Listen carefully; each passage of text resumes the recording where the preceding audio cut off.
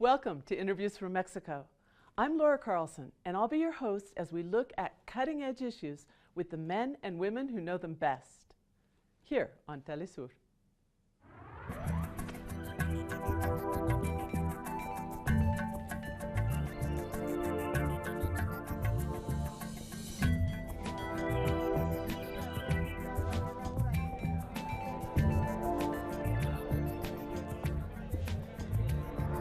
With all the talk about the election, there's been much less attention paid to long-term grassroots organizing for social change in Mexico. One of the most important projects of this type is the National Constitutional Assembly. The premise is simple. It says that Mexico has strayed from its founding principles, the society's evolved, and it's important to have a process that reestablishes the basis for fundamental guarantees. Today we're going to talk about the Constitutional Assembly, and I'm very pleased to have here in the studio Magdiel Sánchez. Magdiel is a leader of the new Popular Constitutional Assembly and also a member of Youth in the National Emergency. Magdiel, thanks for being with us today. Hi, thanks to you, Laura, and thanks to Telesur for this. Magdiel, you know there have been a number of processes to create constitutional assemblies in Latin America, and we have the examples of Ecuador and Bolivia. Why Mexico and why now? Well, in Mexico, maybe I should emphasize that Mexico has always been kind of separated from Latin America. While there are struggles going on in other parts of Latin America, it seems like they aren't going in Mexico. Or in other moments, there were many struggles in Mexico, and it seems like such struggles aren't going in other countries. It seems like this Constitutional Assembly movement fit into that trend. Like there were victories in other countries, while in Mexico there was being dominated through the free trade agreements with the United States and a lot of other things. And it would seem like in Mexico something was missing. We also have to remember that in Mexico, even though in the mainstream international media it seems like Mexico is a country that is very close to free trade policies, there are many struggles going on in Mexico that maybe haven't been able to transcend, to coalesce as a national project. And this idea of the Constitutional Assembly reports to that need. It's not a fashion from Latin America. It's not just following or copying Ecuador or I don't know if Venezuela or Bolivia, something like this happened. But it's a necessity of our country. At the same time, we realize that Mexico's reality is very similar to the rest of Latin America, and that when it seemed we were out of sync, there were gaps between Mexico and other countries, it wasn't necessarily the case. I think we have to do as people is to show that we have a lot of things in common that we need to make use. So how did you start this process? What were the kinds of needs that you're talking about that were accumulated in Mexico that made it seem necessary to create a constitutional assembly? Well, there's something that we have to keep in mind. Even though we defend the Constitution of 1917, and there have been many protests that have denounced the changes in the Constitution under the last few governments, especially in the last 30, 40 years, they've taken out a lot of the laws that guarantee the basics for the people of Mexico. We also understand that the Constitution of 1917 doesn't resolve all of the people's needs. It's a constitution that partly reflects the needs, but that doesn't completely resolve all of the problems. And furthermore, there was never a government that was really related to the people, maybe with the exception of Lázaro Cárdenas, that showed a real relationship to what was written in the law and what they proposed. Yeah, the big problem in Mexico between the law and the actual practice. But so we basically have two problems. One is that the Constitution has been constantly reformed. That's changed the sense of it in some ways. And the other, that it's 1917. It doesn't completely cover the needs for democratic guarantees today. So what was the first thing you did to begin to build a movement to talk about a new constitution? Well, that's exactly one part. The real reality of 1917 doesn't reflect the reality of today, and that they've dismantled the Constitution too. As we mentioned, more than half of the content of the Constitution has been modified, and it's been modified in such a way as to be against the basic concepts like sovereignty, land, public education, health, and many basic things that guarantee a dignified life to many Mexicans. Like, what's an example of a reform that's completely changed the original sense of the Constitution? Well, maybe the most important, one of the most important changes in the reform to the article related to land property. And something that's really important about that is that it wasn't there in the Constitution of 1917. It was a reform that was put in during the government of Lázaro Cárdenas. In general, in Mexico, we say that it's from the Constitution of 17, but it's not there. It was Lázaro Cárdenas who carried out this huge social reform that put more than half of the national territory into the hands of Mexicans. And that's very complicated for transnational companies. They haven't been able to change it thanks to the strong resistance from communities. But since 92, with the first reform to Article 27 by Salinas de Gortari, and again by Peña Nieto in 2013, with the energy reform, those reforms meant that the land, our country's resources, could no longer be social property, could no longer belong to the people, but to the big businesses. So this issue is very broad, and it's also one of the issues that could cause the most conflict, because what it puts in the center is who owns the land, and who decides who has priority over the land as owners, right? So this reform, which at first was in the Constitution of 1917, we changed it with Lázaro Cárdenas, and then was dismantled by a series of reforms that ended with the energy reform. It shows that the problem about who decides about territory is one of the basic problems that is causing the country to be in a collision course. And it's always been a flashpoint in Mexican history, and to this day, there's a lot of resistance to those reforms. It hasn't been an easy process. How are you working to gather together some of those organizations that demand a new constitution and the rollback of some of these counter reforms? Well, something we have to clear up is that the proposal to make a new constitution didn't come from a personal whim. It's a process of demands that came from all of the communities in Mexico. Not only opposing some small injustices, some law, or some single local governor or cacique, but rather what has come out of local battles as a whole is that the country's major agreement, the Constitution, isn't working. So by protesting the small local injustices, these grassroots organizations have brought to the fore the idea that it's a country as a whole that has a problem, that the laws taken together that express or should express how a country functions aren't working. So the need for a constitution comes from that situation, and there have been different organizations for denunciate and verification of that fact. It's not just one. How did these local battles against for land as a result of some of the reforms, how did they come together and begin to have a broader vision of the need for change in the country, and what's the organizing process now? Well, one of the first processes that placed a priority on the need for broader national change were the San Andrés Accords, and for the proposal of the Zapatista army in the 90s to the Mexican government. And then there was a series of different forms of expression.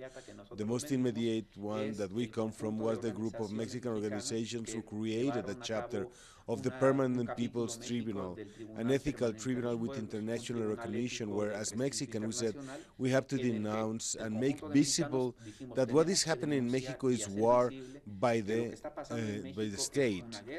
And all of the international policies of the World Bank and the International Monetary Fund and those big international bodies to impose what they call free trade is functionally a war against the needs and the rights of the people. So we worked on that process from 2002 to 2014, and we worked on organizing people to protest this, make it visible, and to try to break the media blackout and political cover-up that was really happening, that the Mexican government has built, created in very sophisticated ways to maintain international image, and that hid the many ways in which people were fighting. So the Permanent People's Tribunal was a critical precedent for where to have to take a step further beyond just speaking. Where are we right now? Speaking of that, we were talking before that you just recently had a meeting in Chiapas. Tell us, like, who goes? What are the discussions? What are the more specific points that that are being discussed within the context of the assembly? For us, the fundamental ideas of the process are related to the fact that we need major change in the country. It's not enough to make changes in appearance, and even a change in government isn't enough. We say it with a simple phrase, a phrase with a lot of content, which is to reestablish the country from roots. And the root of the country is the people. So the Constitutional Assembly's proposal is to have a constitutional assembly with the communities of the people in this country. That it should be them, that it should be us who place ourselves as the political actors in Mexico. We should be the ones to propose a different way of governing the country. Under these ideas, we've mobilized, we've started to meet and invite whoever wants to participate. We respect that everyone has their own organizations, that everyone has different ways of life and ways of working together, but we come together under the flag of the country, the flag of Mexico, of the nation. That's what brings us together. We are a really diverse group, there's a lot of diversity among us, and we have to see that diversity as a challenge, to unify ourselves while respecting the diversity and not trying to homogenize. But as we say, these are the conditions necessary to start a project with all of the people who want to change from being objects of law to be subjects of law and subjects of their own lives. So the phase of the Constitutional Assembly is in right now is to extend truly every part of the country. In some places like Chiapas, it's grown to have more strength. But what we need is to continue extending this idea, consolidating it with local organizations and resistance movements, creating a project out of those immediate problems that people have, not just about taking a position about the dynamics of capitalism or this project imposed by the government, but with this resistance and through confronting those things to imagine how the country should be. So it's about combining resistance with a proposal for a new country, how every act of resistance can take the leap to being a project that offers solutions to the structural problems. There's a part of this language that sounds familiar. We just saw an overwhelming victory by Andrés Manuel López Obrador, and he's talking about a fourth transformation in Mexico and changing the country from the roots. What's the relationship between the grassroots organizing of the Constitutional Assembly and the kind of electoral or top-down prospect for change in Mexico that we're seeing with the new incoming government? Well, if we talk about the necessity of a fourth transformation, we agree. If we're saying that something needs to change at the root of the problem, we agree. But what we've seen is that it's not enough just to say that we want to change the country. It's not enough to just say that we have good intentions. If we don't develop processes that can really take on those structural problems and directly search for different ways of being, there's a big difference we've seen between us and López Obrador, which is that he defends the existing justice system. He promises that he won't, that he respect all the reforms that have been made to the Constitution. And that's a point of difference for us. Because for us, the base of everything, the structural problems, what we have to change at the root, are all of those pacts that have been made among the elites against the Mexican people. So for us, the central objective isn't to oppose López Obrador, but to say that we do need, if you want to call it that, a fourth transformation, but a fourth transformation in Mexico needs to include changing the justice system, changing the current constitution, repealing all of the reforms to the Constitution and to see how we can update the document from 1917. And also it includes looking for forms of political participation that don't fit into the electoral system as we know it.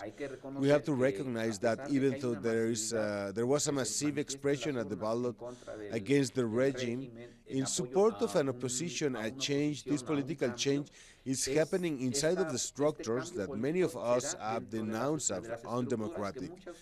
And they've been demonstrated as such through the experience of the independent candidates. It's clear that they're not designed to allow real citizen participation.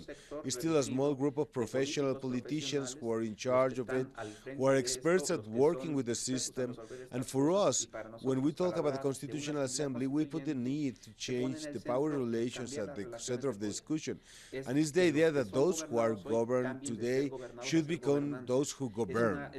It's a different structure of political organization that is far from what we've seen under this regime, and also that differs from the new proposal of it if it doesn't change the problem in our country in a profound way. Well, so we have a clear difference in form, whether you have a government that's ruling and making policies, or the people that are organizing to define not only new policies but a new relationship with government. One of the things that you also mentioned, the Constitutional Assembly has mentioned recently, is that there's a difference in terms of economic development, that the plans for mega projects, as they're called throughout the country, is one of the points in which there's clearly a difference of opinion between the Constitutional Assembly and the incoming government. Setting aside the question of whether these processes are complementary or confrontational, how would you define that particular difference, which is fundamental?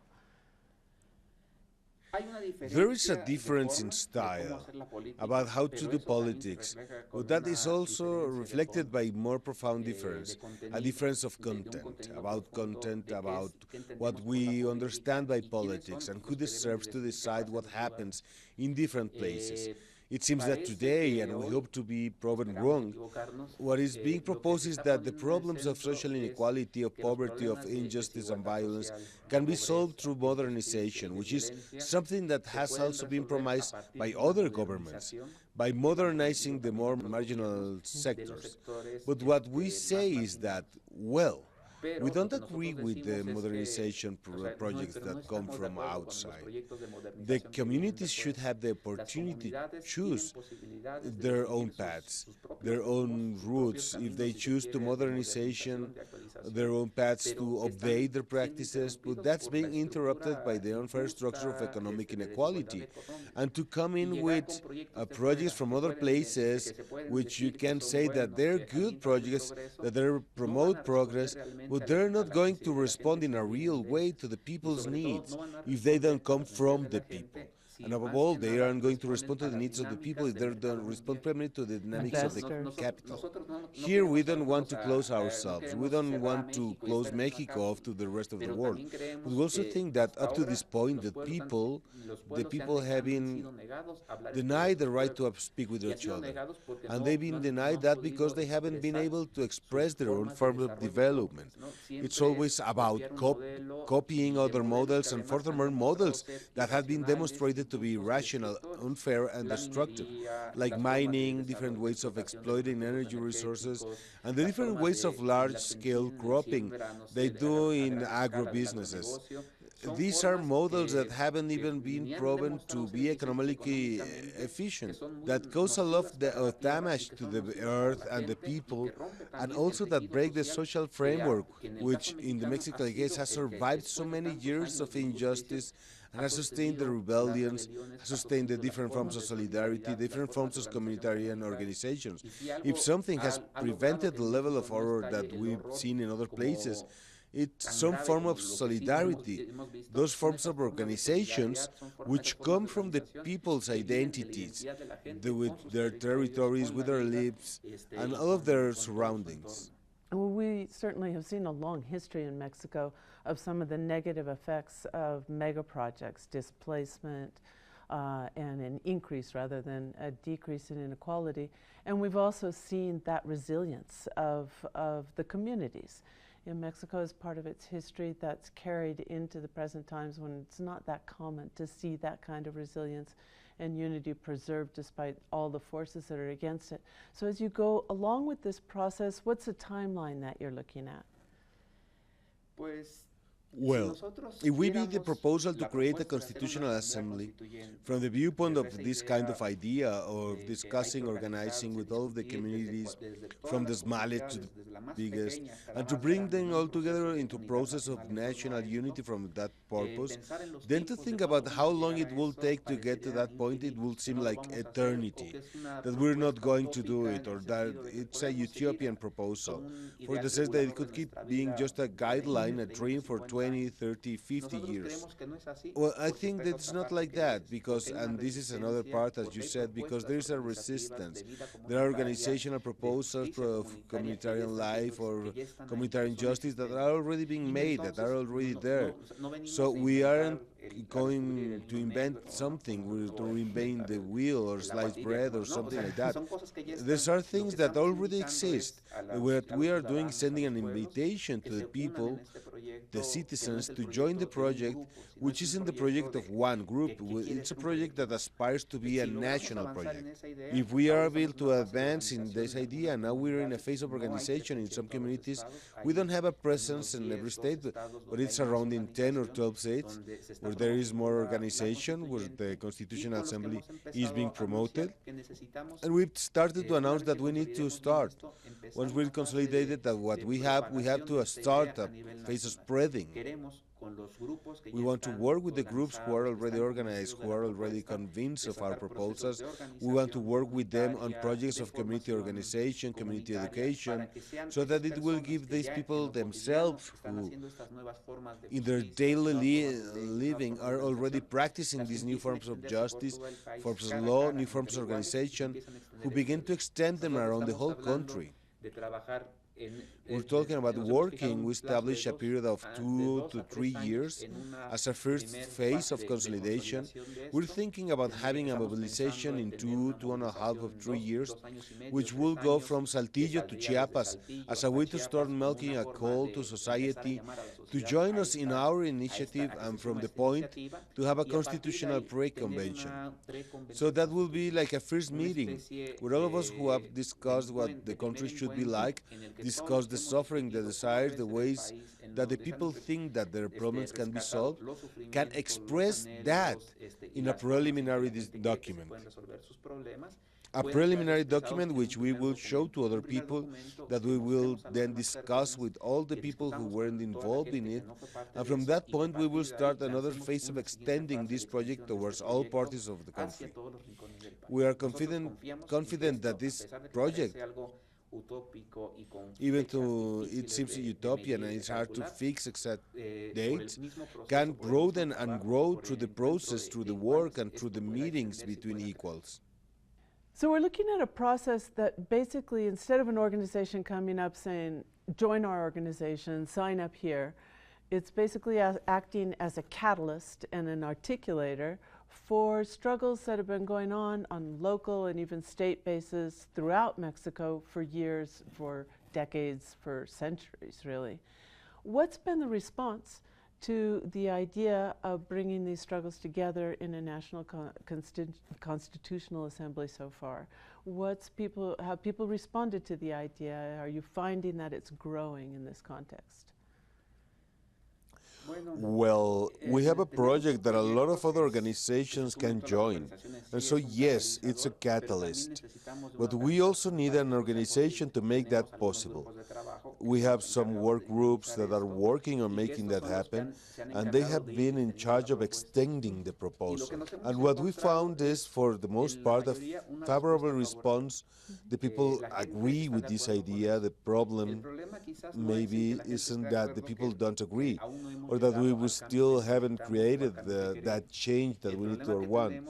The problem that we have, and this is like our daily task, is how to show to the people how to go from the consciousness of a necessity of change to the real possibility of that change. we still haven't been able to get there, and it's a task, our permanent challenge, because in contrast to the electoral process, which has set dates, which has clear expectations already made about how to participate, what we're working on still doesn't have a calendar. It doesn't have a schedule. We don't have even existing channels to do this into the current legal system, because we're arguing that it has to happen through a different path. So it still appears as a difficult process. Sometimes the hard part about convincing people isn't that the people don't believe, but there should be a change. But it's the difficulty of saying, well, but will a change like that be possible? That's our daily task. We found that a very simple way to show the people that it's possible is through direct examples. In a community that is overrun by narcos, by violence, mining, they organize and they have their own justice system, they have their own form of community organization. They'll be able to stop the projects, don't solve them at the 100%, but they hold the key to how things can be, showing the difference between instances of resistance and starting to link successful struggles, even to the very local level. So you have to be able to communicate as well, and also speak to a broader public, to public opinion about this. How do you get the word out?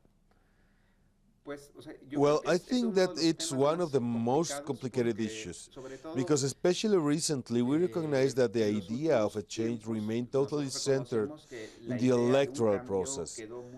So now we're in a space, especially with the new government, where there are expectations that this new government can change those things. First of all, we need not to let our guard down. We need to articulate our struggles, waiting for the charge to come from somewhere else. First of all, it's about insisting. And from every point of view, public opinion, media, but also our immediate work, we need to demonstrate that this hasn't been, we still haven't been gotten to that point, right? And that we're not going to, that we can't get to a change if we just wait for someone else to do it. Change has to come from this process themselves. This is an idea that we have to confront in a new political scenario that might appear sometimes we should like to stop struggling and think that a change already came. We have to keep in mind that such a change still hasn't happened, and therefore the central dispute is still here. We can stop mobilizing, we can stop working, and we'll realize that there are things that have changed, but in deeper level, the structural problems haven't been resolved. It doesn't seem like they're going to be resolved if there isn't a different player in the scene, the people. And you never really know after an election if the people who mobilized and had great expectations that the change would come by electing new representatives are going to continue to remain mobilized and vigilant with that new government, or if things can fall back pretty much to the way they were. But without a doubt, these kinds of grassroots organizing processes will be very necessary in the future as well. Well, we've come to the end of the show. Thank you so much, Magdiel Sánchez, for being with us here today. Thanks to you, Laura, and thanks to Telesur, and we're still working on this. I hope we'll see each other again. And thank you all for watching. We'll be back next week on Interviews from Mexico.